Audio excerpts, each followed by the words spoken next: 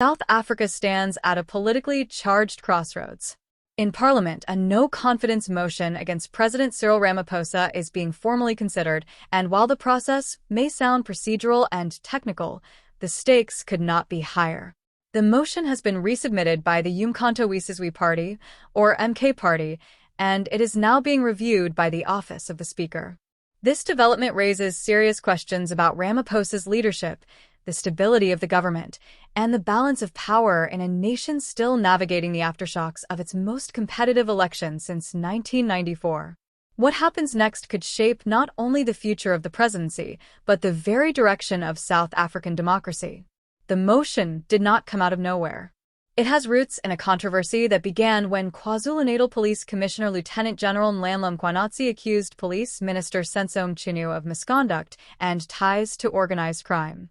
Many expected President Ramaphosa to dismiss Mchunu outright. Instead, he placed him on leave and appointed Professor Firoz Kekalia as acting minister, a decision the MK party opposed.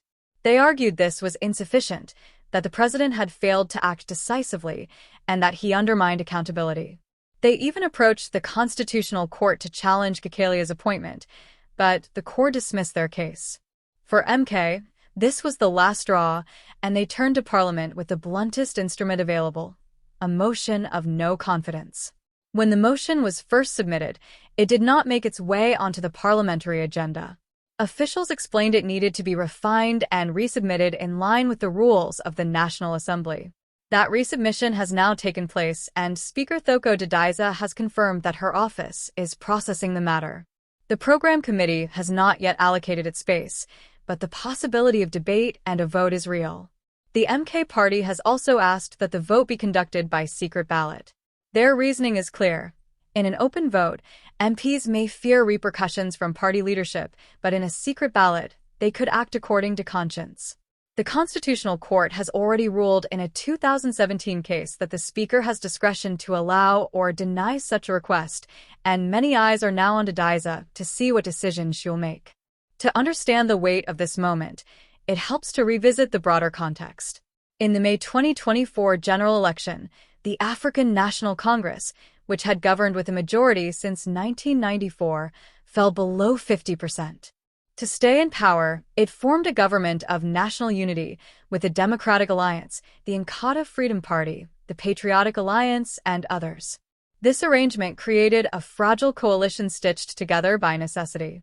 While it allowed Ramaphosa to remain president, it also limited his freedom to act and exposed him to new internal and external pressures. The MK party emerged as a formidable force, particularly in KwaZulu-Natal, drawing heavily on the support of former President Jacob Zuma. It has since positioned itself as an uncompromising opposition voice, unafraid to confront Ramaphosa's leadership directly. Earlier this year, the Democratic Alliance even considered its own motion of no confidence, citing frustration with the president, though it ultimately stepped back. The very fact the idea was on the table shows how politically vulnerable Ramaphosa has become. Public opinion adds another volatile dimension. A survey earlier this year suggested that without Ramaphosa, ANC support could collapse to around 20%. That would catapult the Democratic Alliance into first place and boost smaller parties like MK and the Economic Freedom Fighters. The stakes are not just about Ramaphosa's fate, but about the balance of power in South Africa. If he falls, the ANC could unravel, and the political landscape could be redrawn. What are the possible outcomes? If the motion fails, Ramaphosa will survive, but not without scars. Even a failed motion can weaken a president and expose divisions inside a coalition. If it succeeds, the consequences would be seismic.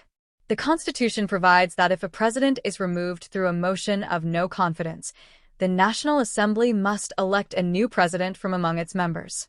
That could mean Ramaphosa's immediate exit, followed by frantic negotiations within the ANC and among coalition partners to agree on a replacement.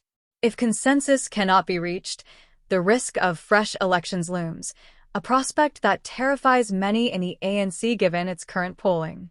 The demand for a secret ballot is also central. If the Speaker agrees, the vote could reveal cracks that have until now remained hidden.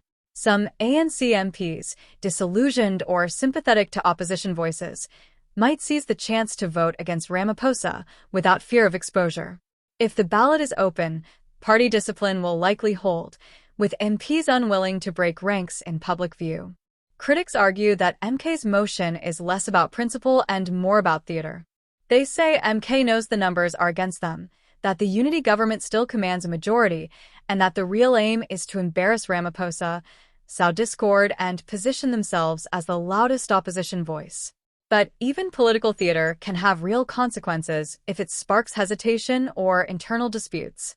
For Ramaphosa, this is a defining test.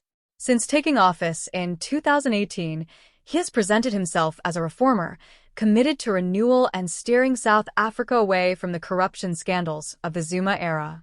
Critics say he has acted too cautiously, too slowly, and without decisive edge. Supporters counter that he is navigating complex conditions, balancing coalition politics, institutional integrity, and national stability. Whichever side you lean toward, what cannot be denied is the importance of this moment.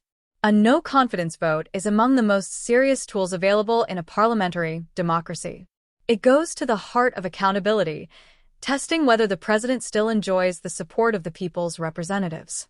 That parliament is now considering such a motion underscores the fragility of South Africa's current political order and the volatility of its future. So, as the motion winds its way through procedural steps, as the speaker decides on the format, and as parties calculate their next moves, one thing is certain: the outcome will resonate beyond Parliament. It will echo into the balance of power, into the lives of citizens grappling with crime, unemployment, and inequality, and into the soul of a democracy still testing itself in moments of profound tension. Thank you for staying with me through this deep dive into the unfolding story. If you found this breakdown helpful, make sure to subscribe to the channel for more explorations of the issues that shape our world. And I want to hear from you. Do you think the motion of no confidence will succeed, or is it more symbolic than practical? Drop your thoughts in the comments below, and let's keep the discussion alive.